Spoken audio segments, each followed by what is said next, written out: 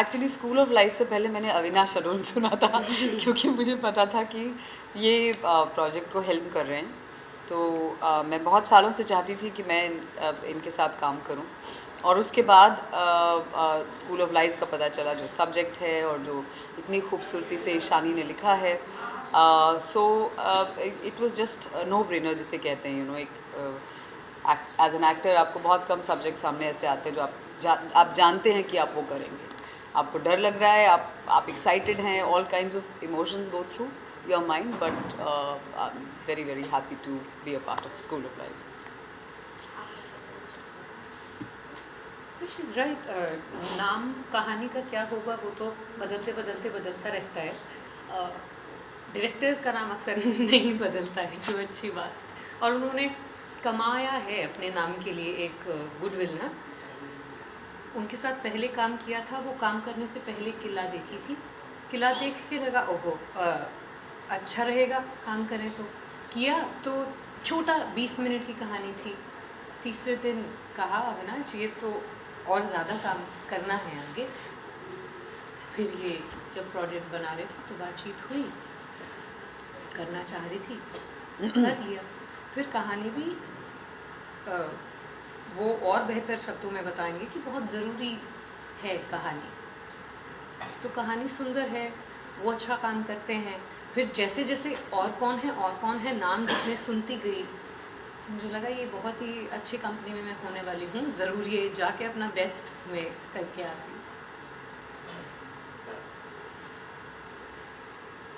Same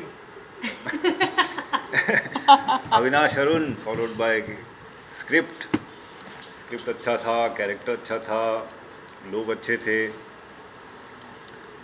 देखिए actor या तो पैसे के लिए काम करता है या लोगों के लिए काम करता है। मतलब लोग इन द सेंस कि लोग जो अच्छा काम करते हैं उनके साथ। तो यहाँ हम अच्छे लोगों की वजह से आए, पैसों की वजह से नहीं।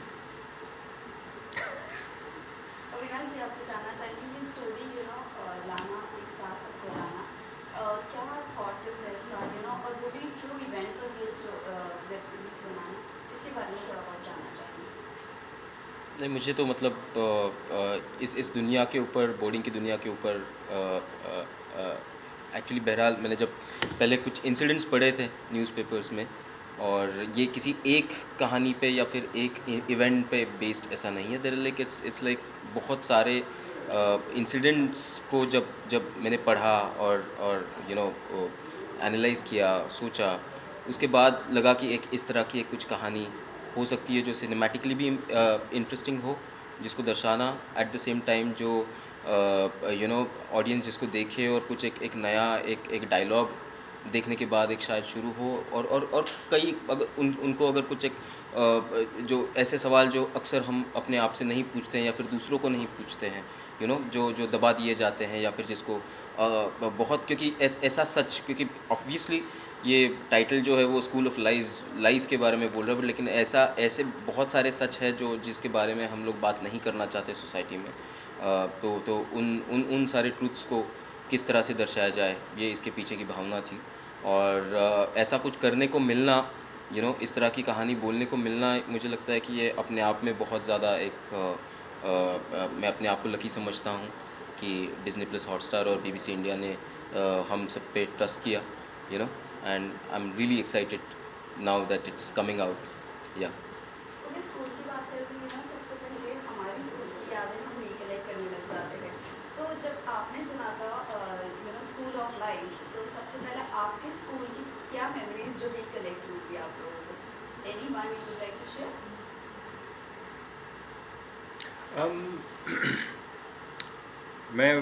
मैं भी ऑल बॉय स्कूल में गया था, जैसा कि ये स्कूल ऑफ लाइफ का है, लेकिन मैं बोर्डिंग में नहीं था। इनफैक्ट मैं स्कूल से 2 मिनट की दूरी पर रहता था। और मुझे याद है मैं लंच ब्रेक के लिए, हमारे पास एक लंच पास होता था जिस पर लंच टाइम पे मैं घर जाके खाना खाता था।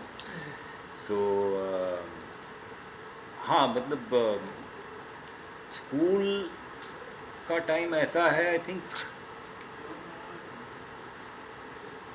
अडल्टहुड में आने के बाद आपको कॉलेज ज़्यादा इन्फ्लुएंसिंग लगता है, लेकिन स्कूल में एक इनोसेंस होती है, वो वही एक चीज़ है। देखिए, क्योंकि इंसान उस वक्त अपनी ज़िंदगी को एनालाइज नहीं कर पाता, उस वक्त हम बस we are going through it, we are just living our life day to day.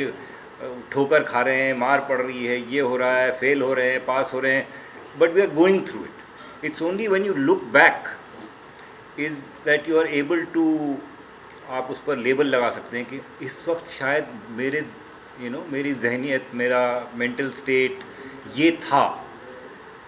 तो ये बहुत ही इंटरेस्टिंग एक फेज़ होता है इंसान की ज़िंदगी में, जिसको आप सिर्फ पीछे देखते हुए आप कर सकते हैं एनालाइज। जब आप जा रहे हो उसके थ्रू, तब आपको बहुत बहुत कम पता होता है उसके बारे में। और ये बहुत ही that's what makes it interesting and mysterious, and that's, I guess, that's the connection with the show that makes it mysterious and intriguing and interesting as well. I guess मुझे लगता है कि मतलब एनालाइज जो स्टूडेंट स्कूल लाइफ को किया जाता है वो सिर्फ मार्कशीट के पन्नों के ऊपर किया जाता है अक्सर, और वो एक दिन की बात होती है, और वो सिर्फ वो उस क्षण की बात होती है, और वो एक पर्टिकुलर सब्जेक्ट्स की बात होती है। वो मार्क मतलब आपने क्या लिखा वो अलग चीज़ है, लेकिन जो आप ज़िंदगी में क्या चल रहा है, बच्चे किस दौर में से गुजर रहे हैं, और मतलब मैं खुद कहाँ से गुजरा हूँ। मुझे नहीं लगता कि ऐसी कोई मार्कशीट तो छोड़ दो, लेकिन मुझे कभी किसी ने बात की मेरे साथ कि क्या हो रहा है तेरे साथ, क्या लग रहा है तुझे, सब एक ही सवाल पूछते कि बड़ा होकर क्या बनेगा, या फिर कौन सा सब्जेक्ट पसंद है, या फिर क्या है। लेकिन कौन मेरे साथ मेरी इनसिक्योरिटीज़ को लेके, या फिर मुझे क्या मतलब, क्योंकि उस उम्र में अगर एक इस तरह की बातें अगर, और मैं ये नहीं कहता हूँ कि वो बिल्कुल ही नहीं होता है, लेकिन कभी मतलब most of the times parents are busy, आपके ही हम उम्र बच्चे आपके साथ होते हैं, और वही, और उनको ऑब्वियसली इस तरह की मैच्योरिटी है नहीं, वो अपने आप में एक अलग कंपटीशन में लगे हुए होते हैं। किसी बच्चे को अच्छा दिखाना, किसी बच्चे को बुरा दिखाना, या फिर बहुत एक लड़कपन में उलझे हुए होते हैं। लेकिन एक मच्योर एक पर्सपेक्टिव जो एक इंस्टीट्यूशन एक जो देना चाहिए हमारे यहाँ पे, वो अक्सर बहुत कम स्कूलों में होता है। मेरा एजुकेशन सिस्टम के साथ जो मेरा जुड़ाव रहा है वो बहुत बचपन से इसी वजह से रहा है, क्योंकि my father was an educational officer, and I had seen lot of teachers coming at my place and discussing things, and वो सारी चीज़ें चलती थी।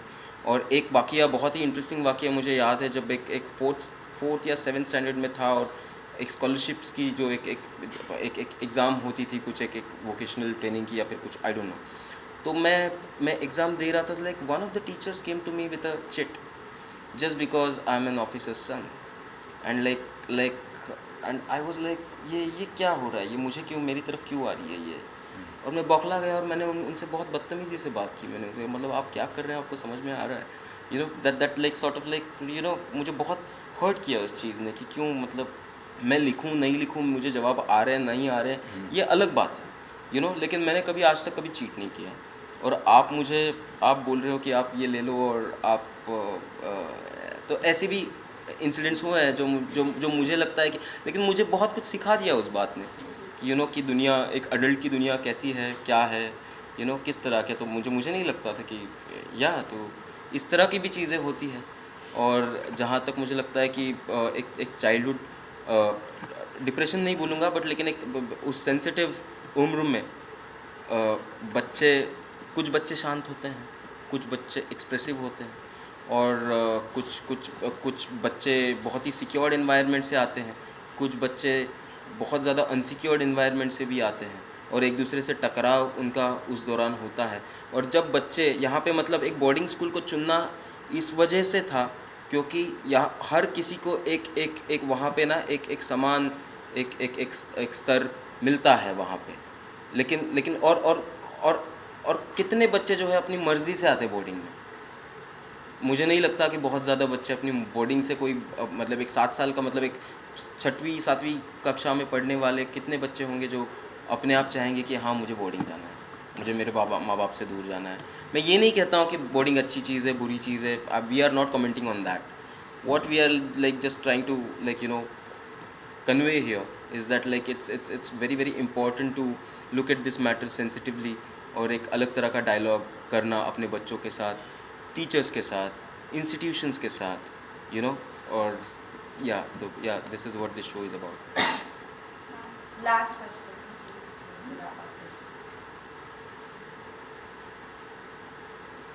आप कुछ कहना चाहोगे? Any school memories you would like to recollect? जी, मैं एक्चुअली आर्मी बैकग्राउंड से हूँ, तो मैं कुछ 6-7 स्कूल्स गई हूँ। तो मेरे साथ मेरा बचपन, मुझे पता ही नहीं था कि एक स्कूल में पूरा समय गुजारा जा सकता है। मेरे लिए वो रियलिटी थी कि हर 2-3 साल बाद हम अपना बोरिया बिस्तरा बांध के और कॉन्वॉयज़ में जाते थे, यू नो, ये कैंटोनमेंट से वो कैंटोनमेंट, और वो ट्रेन ली और फिर वहाँ चले गए। तो मेरा चाइल्डहुड जो है वो ऐसा निकला कि हर 2-2.5 साल में मुझे अपने आप को एक हर स्कूल में रीइंट्रोड्यूस करना पड़ता था। नए दोस्त, नया मैं निम्रत हूँ, अच्छा मैं आपको पसंद करती हूँ, आप मेरे दोस्त बनेंगे क्या? और उस दौरान आई थिंक मैं आज ये ज़रूर कह सकती हूँ कि मैं एक्टर इसीलिए हूँ क्योंकि एक जो कॉमन कड़ी थी उस पूरे समय में वो ये थी कि मैं हमेशा स्टेज पे कुछ ना कुछ ज़रूर करती रहती थी। बिकॉज मुझे समझ में आ गया था कि वो एक ऐसा तरीका है जहाँ पे आपको लोग मिल जाते हैं, यू नो, आप लोगों से बातचीत कर सकते हैं, लोग आपको, आपका नाम पता चल जाएगा लोगों को। सो मैं हमेशा कल्चरली ज़रूर कुछ ना कुछ करती रहती थी स्कूल में, कोई कुछ तो ड्रामा, डिबेट, कुछ ना कुछ, जब जो मुझे स्टेज पे ले आए किसी ना किसी तरह। तो मेरी स्कूल की सबसे अच्छी मेमोरीज़ वो हैं। एक वो कॉमन थ्रेड हमेशा रहा है।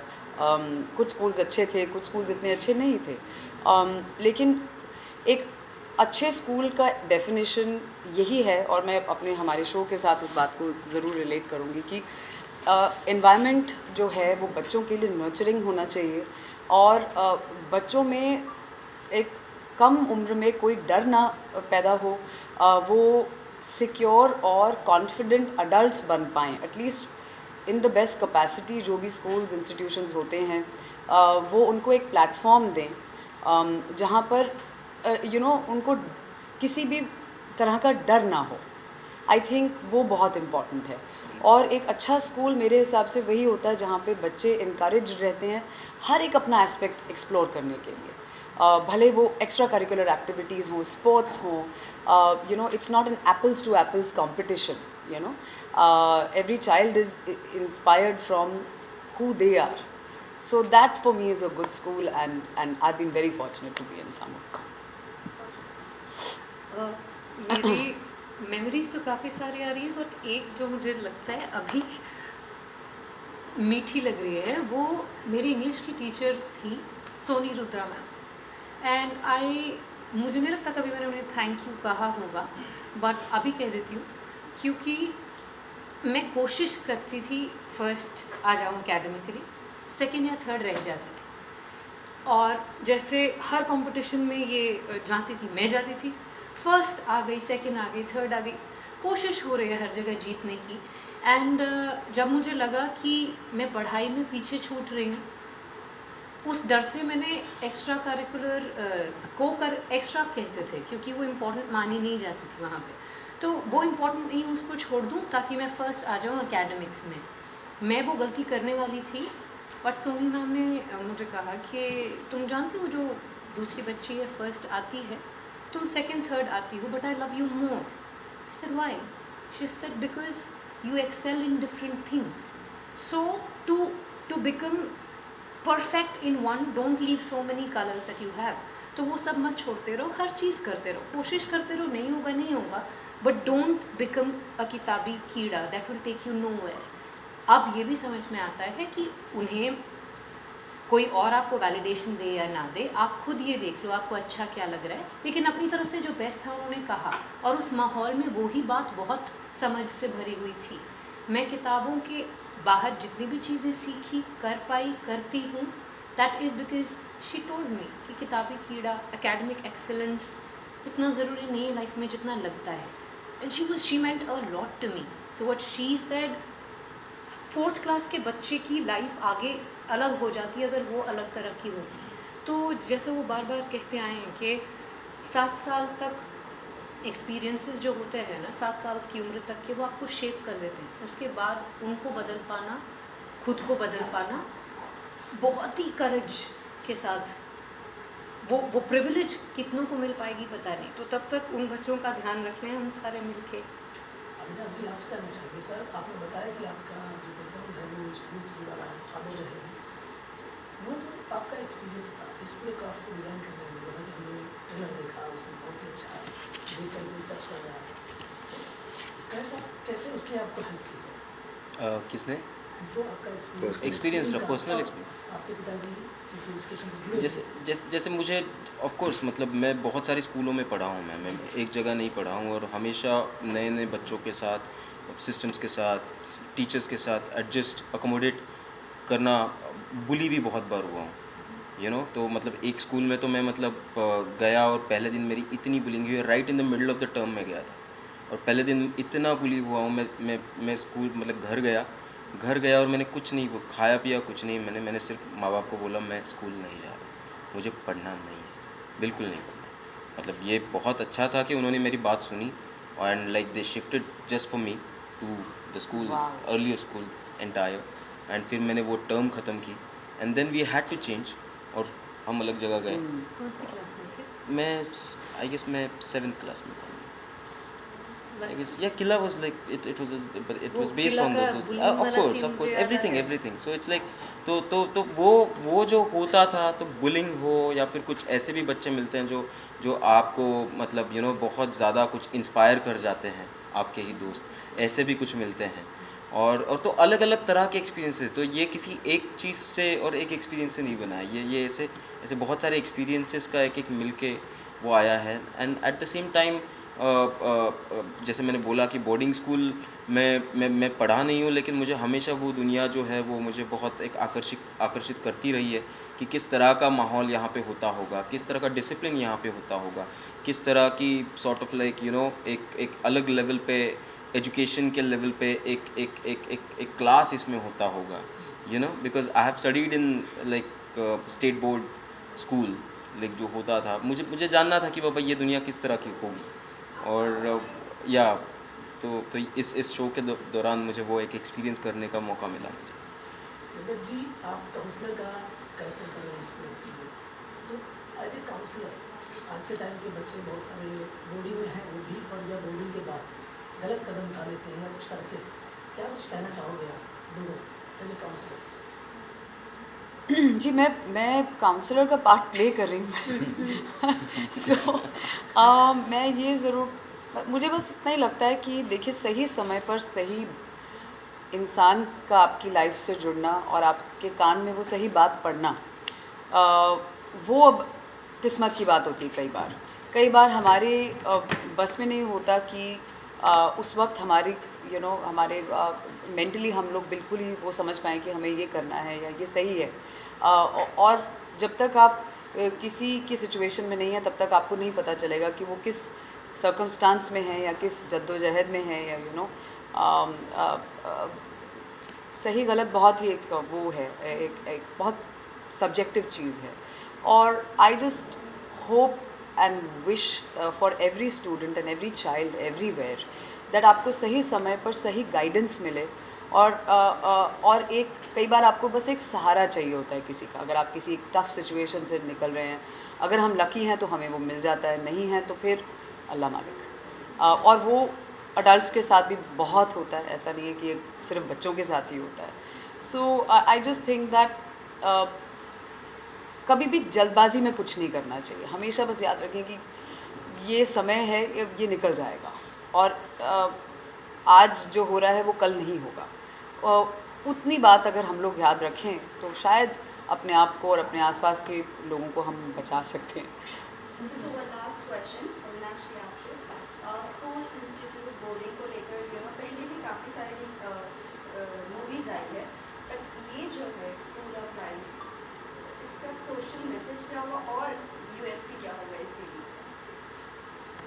आई गेस सोशल मैसेज मुझे लगता है कि ऑफ कोर्स एक डायलॉग शुरू हो इन सारी चीज़ों के बारे में, क्योंकि मुझे मतलब मैं कौन होता हूँ मैसेज देने वाला, मुझे ऐसा अक्सर लगता है, मुझे सिर्फ मतलब मैं सिर्फ एक ऑब्जर्वेंट नज़र से मैं देखता हूँ दुनिया को कि बाबा इस तरह की दुनिया इर्द गिर्द हमने इकट्ठा मिलके क्रिएट की है, और इस तरह की चीज़ें होती है इस दुनिया में, और ये जब आप देखते हो और ऐसा नहीं है कि मतलब हर इंसान मतलब अलग अलग, हमारी लाइफ में वैसी घटनाएं नहीं हो रही है, कुछ और हो रही है, लेकिन किसी की ज़िंदगी में ऐसी घटनाएं हुई है और वो कहानी मतलब फ़िल्म ये माध्यम जो है या शोज़, ये माध्यम इसीलिए है कि हम दूसरी लोगों की कहानियाँ जी पाए, देख पाए, उनसे कुछ सीख पाए, वो एक्सपीरियंस कर पाए।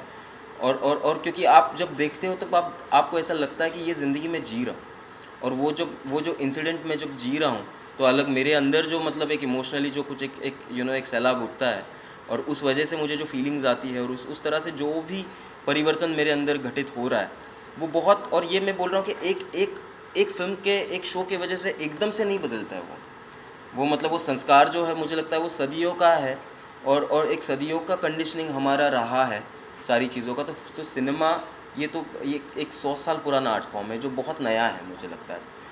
और उसी 100 साल में बहुत ज़्यादा संस्करण इस मीडियम ने किया है, तो मैं कुछ बदलना या फिर कुछ ये होना, मतलब I be an optimist if I say that, but कहीं ना कहीं जब मूवीज आती है स्कूल या इंस्टीट्यूट से रिलेटेड, वो सोशल मैसेज एक देती ही है हर कोई, क्योंकि ये सोसाइटी का ही चित्रण है, तो सोसाइटी का ही एक मिरर है, चित्रण है, और वो हम देखते हैं। और अब मतलब वो वैसी वाली बात है कि मिरर में अपना चेहरा देख के आपको समझ में आ जाता है कि यार मैं खुश हूँ, मैं कैसा हूँ, मैं बुढ़ा हो गया हूँ, मैं जवान हूँ, मैं क्या हूँ, तो वो वैसा है कि अगर वो देखने के बाद जैसे भाव आपके अंदर पैदा होते हैं उसी भाव से अंदर कुछ घटित होता है और आप अपने आप बदलते रहते हो, लेकिन प्रोसेस बहुत स्लो है। तो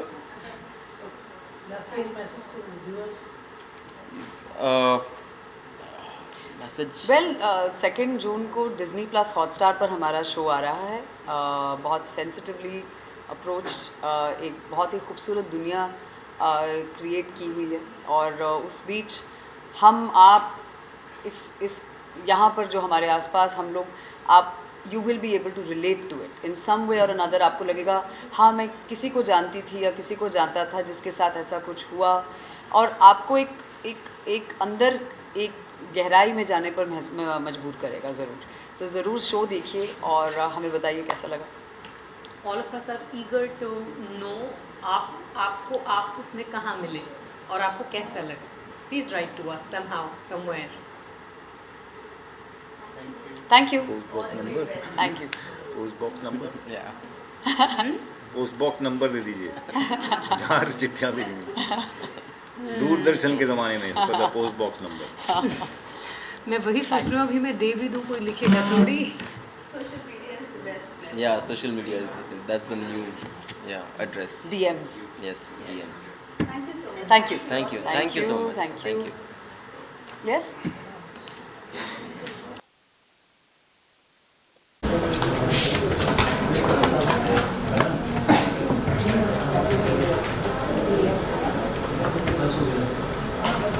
Would it be possible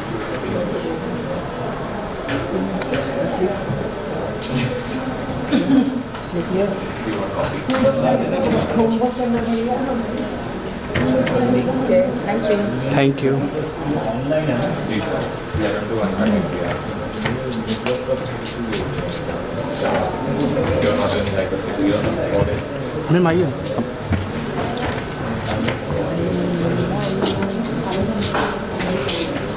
mic दे दो आप। या लुक सेंटर।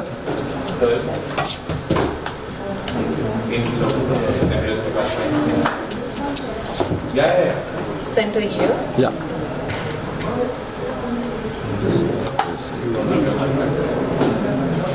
आमिर सर का भी माइक या थैंक यू। चलिए सर।